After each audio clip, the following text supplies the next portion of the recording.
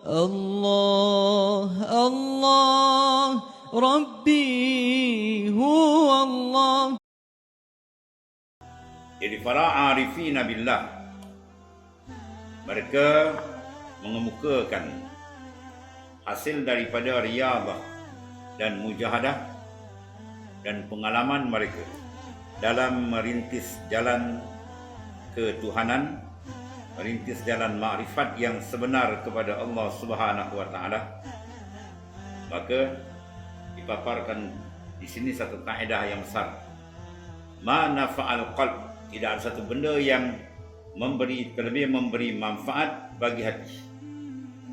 Untuk hati itu menjadi sihat, tidak sakit, supaya hati itu maknanya terang, tidak gelap, supaya hati itu maknanya laju pantas berjalan menuju ke hadirat Tuhan, tidak dia terhijab dan terdinding. Maka di antara proses yang disebutkan sini rangkaian dua nur. Nur yang pertama dipanggil nur zikr, yang kedua dipanggil nur tafakkur. Disebut dalam ayat yang dibacakan tadi.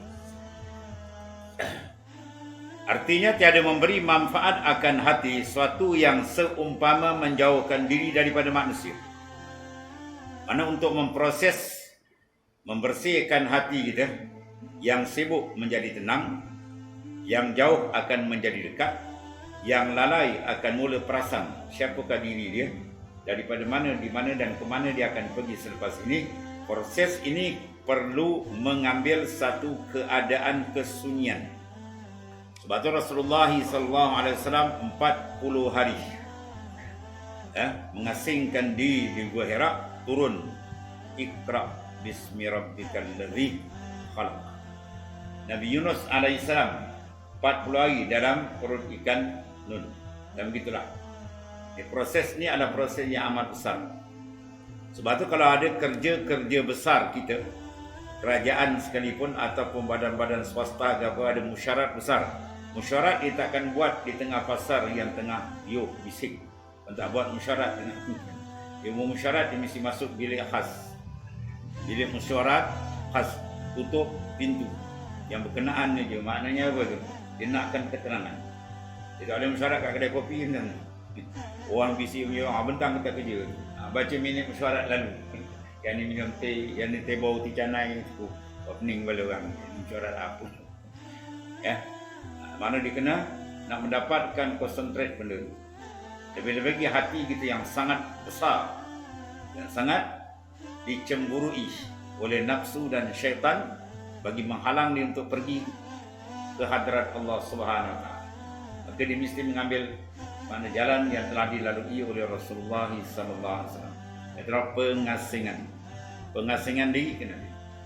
Sebab tu uzlah kecil paling tidak kita hari-hari kena buat. Ya, sebelum tidur tu ambillah masa 20 minit ke 15 minit ke, kita muhasabah balik.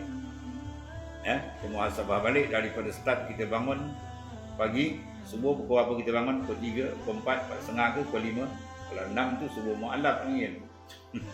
Ya. Dia sampai dah 1 jam ke 1 jam sampai kita nak tidur balik. Cek balik. Hasibu anfusakum qabla an tuhasab. Hisablah diri kamu sebelum kamu dihisab di mahkamah qadi Rabbul Jalil di akhirat. Ya, apabila kita muhasabah, kita akan berjumpa ringkas ni dua perkara. Sama ada amal soleh yang diizinkan kita melakukannya, ataupun kita ada tergelincir melakukan kesilapan dengan Maka kewajipan bagi apabila kita lihat, kita semak balik, ya, maka kalau amal yang saleh bawa kepada kita wajib bersyukur ke hadirat Allah Ta'ala.